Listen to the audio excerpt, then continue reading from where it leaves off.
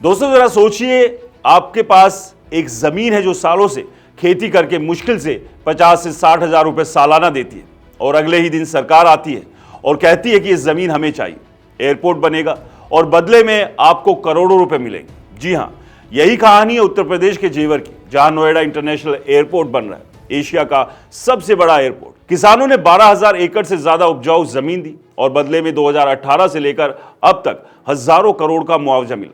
कुछ किसान रातों रात करोड़पति बन गए, घर बने, लग्जरी कार, आईफोन हाथ में आ गए। लेकिन आज कई के पास कुछ नहीं बचा, पैसा उड़ा दिया, नौकरी नहीं मिली और अब ताश खेलते हुए दिन काट रहे हैं। ये सिर्फ कहानी नहीं, हकीकत है, और आज हम इसी कहानी को पूरी तरह से खोलकर आपको बताएंगे। दोस्तों, अगर आपको लगता है कि अचानक अमीर होना सबके लिए खुशी है तो ये वीडियो आखिर तक जरूर देखना, क्योंकि ये लॉटरी जैसी कमाई का वो काला सच बताएगी जो कोई नहीं बताता।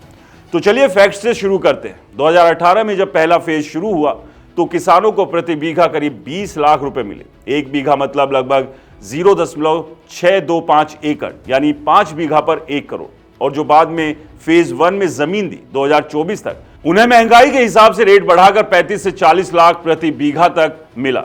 इंडिया टुडे की ग्राउंड रिपोर्ट के मुताबिक ईडा ने अब तक 7,000 से ज्यादा किसानों को 800 करोड़ से ज्यादा का मुआवजा दिया। कुछ परिवारों को 2 करोड़, 3 करोड़, यहां तक कि 5 से 7 करोड़ भी मिले। सरकार ने कहा यह मुआवजा उचित है और एयरपोर्ट बनने पर लोकल लोगों को जॉब्स भी मिलेंगे। लेकिन हकीकत, 8 साल बीत गए, एयरपोर्ट फरवरी 2026 में पीएम मोदी के हाथों उद्घाटन होने वाला है, लेकिन ज्यादातर किसानों को अभी तक कोई पक्की नौकरी नहीं मिली, सिर्फ आश्वासन मिला जो अब खत्म हो चुका है।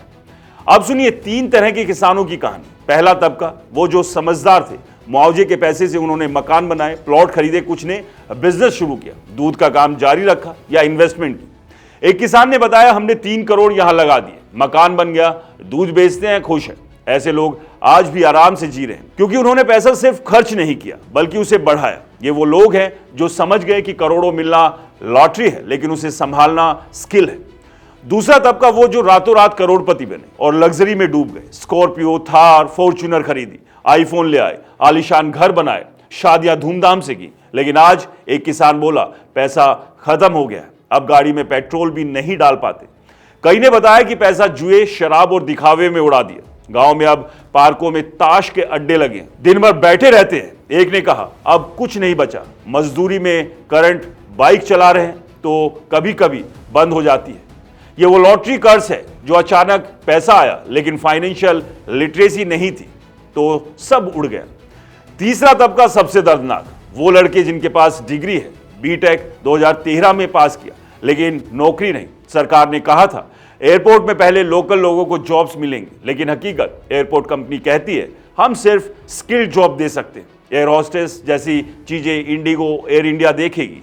एक लड़के ने कहा, अब ताश खेलते हैं, कुछ नहीं करते। ठेकेदार 1000 से 1500 रुपए दिन के देते हैं, लेकिन वो भी नहीं मिलता।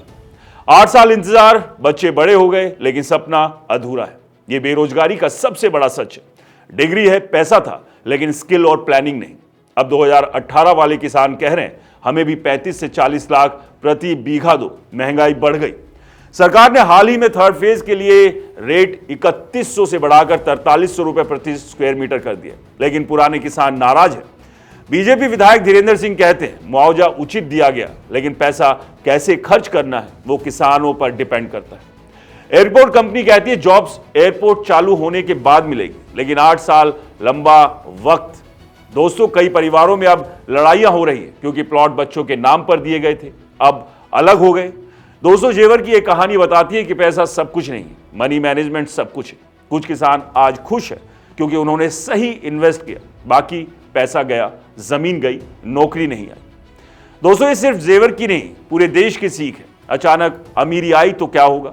फाइनेंशियल एजुकेशन जरूरी है। आप क्या सोचते हो, सरकार को और जिम्मेदारी लेनी चाहिए जॉब्स और ट्रेनिंग की, या किसानों को खुद समझदारी दिखानी चाहिए? कमेंट्स में बताइए। अगर आपको 1 करोड़ मिले होते तो क्या करते? और हाँ, इस वीडियो को लाइक कीजिए, शेयर कीजिए, हमारे चैनल को सब्सक्राइब और फॉलो करना बिल्कुल मत भूलिए। मिलते हैं अगले अपडेट्स के साथ, तब तक के लिए नमस्कार।